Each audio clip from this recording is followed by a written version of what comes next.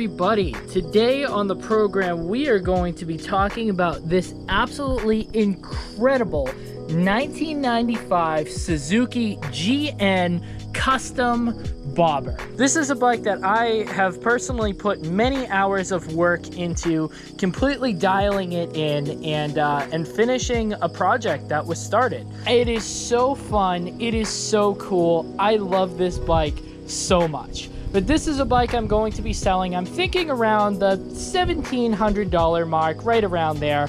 It's super, super fun to ride. I think this bike would be perfect for a beginner rider and an advanced rider, both to enjoy. Why I say beginner rider is because this is actually a super dialed in 125 with a 5-speed manual transmission, which is really cool because a lot of 125s are just 4-speed. This one is 5, and boy, you know, that 5th gear really takes it and makes it feel like a full motorcycle. And it is a full-size motorcycle. I'm 6'1", and I can comfortably fit on this and ride it. This is a 100% full-size motorcycle. I truly believe that this would be a decent starter motorcycle because it's pretty docile. It's quite peppy. But you're not going to get whipped off the back. It does around 60-ish miles an hour, maybe 65 if you're on a good hill.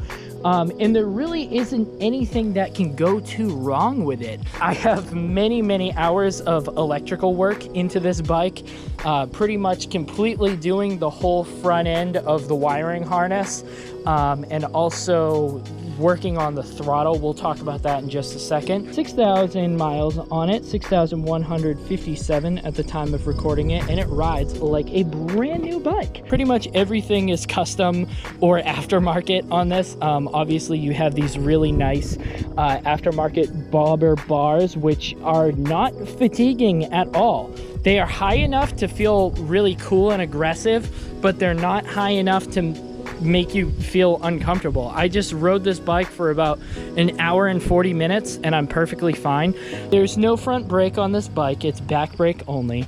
And you'll notice that there is no kill switch ignition starting button up here. This was one of the main problems of the bike when I got it, but I have since corrected it. So you start it up with the key. So your key acts as your kill switch. And then I put in this little button over here and starts right up. No problems. It's got a really, really nice idle. No ticks, no knocks. No leaking of oil. I really love how bare bones and simplistic and stylish this bike is. I just love it so much. You're gonna hear me talk about how much I love this bike quite a few times in this video. This, I promise, is not all electrical tape. It's not just a ball of electrical tape, I promise. Let me explain. When I got this bike, I took it for the test ride. It was running pretty damn rough. It was running really rough. It was hard to get it started, and then it was just struggling to stay alive. Since then, I mean, obviously you hear how easy it is to start, and you'll watch plenty of riding footage in this video. But when I got it back home, I went to take it for the first ride, and my throttle cable snapped.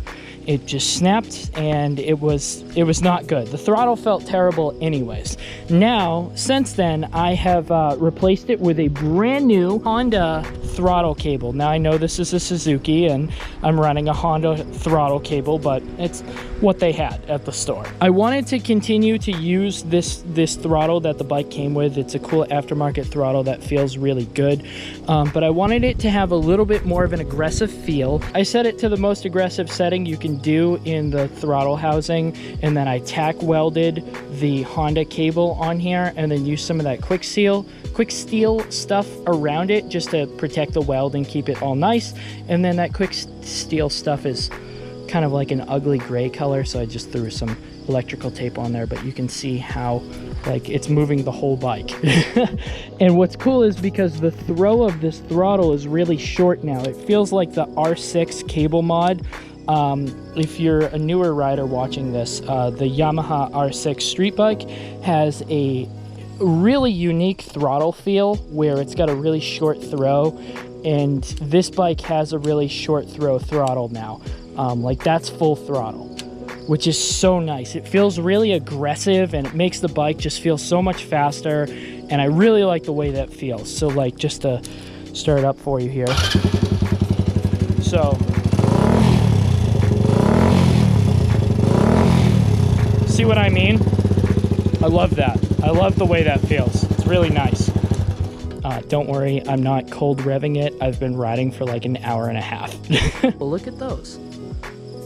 That's pretty rad. And then the back ones, you can do taillights with it. They duplicate between like a turn signal and a taillight, but it's not set up for that. But the cables are still there if you ever wanted to do that. So up here is the Aftermarket Carburetor. This is a really, really nice carb. It's been jetted to perfection. Obviously there is an aftermarket exhaust, so if you do an aftermarket exhaust, you have to do a carburetor, or at least you're supposed to.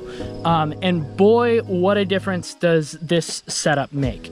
The exhaust sounds really good. It's loud, but not too loud. It's not ear-piercingly loud. Makes a bunch of really cool pops in between gears and on deceleration. Sounds really nice, super fun. The carb is beautiful. So obviously the frame has been modified. It's been chopped and extended by about 6-8 inches to give it this really, really nice.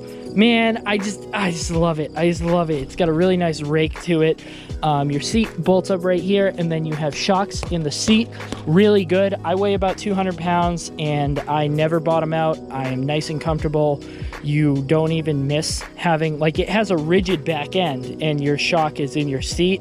Surprisingly comfortable. And there's only a little bit of padding on this, but boy, that shock really makes up for it. Custom rear fender here, very nice. You got a bike peg if you're gonna take it to the skate park and do some sweet grinds. To be honest with you, I have no idea why there's a bike peg on the other side, but it really, I dig it.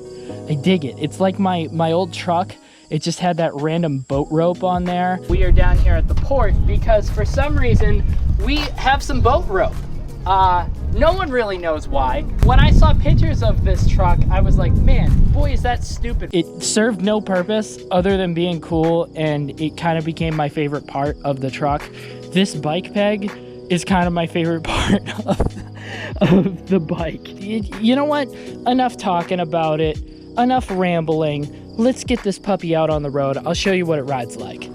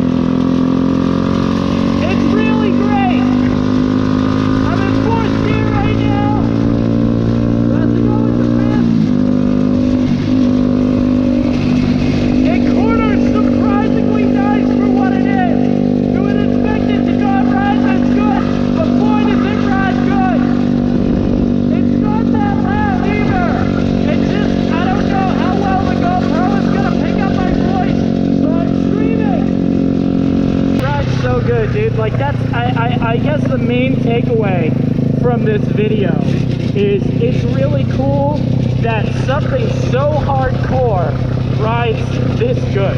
And I know I've said it like 10 times, but it's just, the more I ride this bike, the more I love it. Like, we're on a dirt road right now, no hands, in 4th gear. I think I'm in 3rd or 4th or something, I don't know. It's just kind of idling, doing its thing. Look at this bike, okay? Now look at a picture of what this bike looks like, and then look back at me.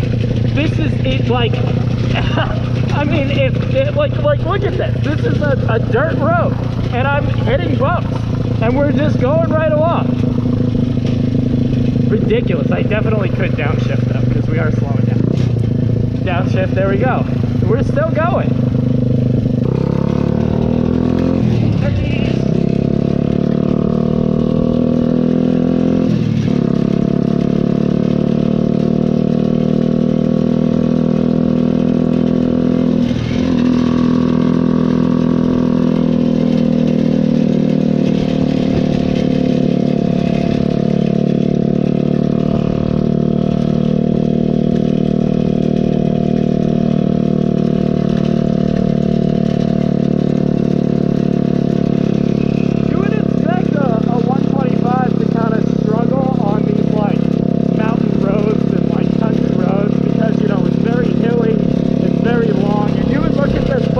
kind of expect it to be more of a, like a city bike, you know, you go straight, you know, but like it does surprisingly good on stuff like this.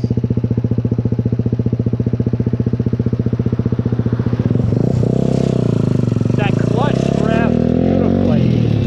I don't know if this is a newer clutch, but it feels like a new clutch.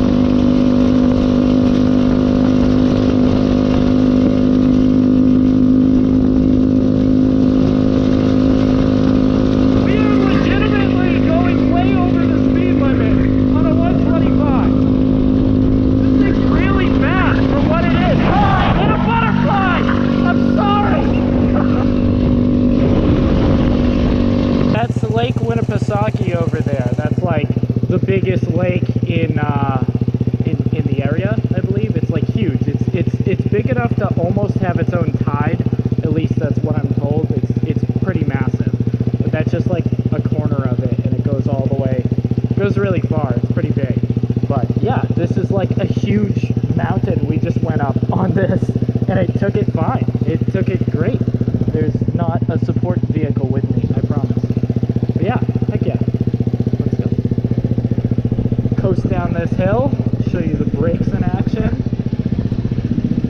That was cool, that cop. I don't know if he's waiting for me. I mean, this thing is 100% street legal. So, other than the driver, this bike is 100% street legal.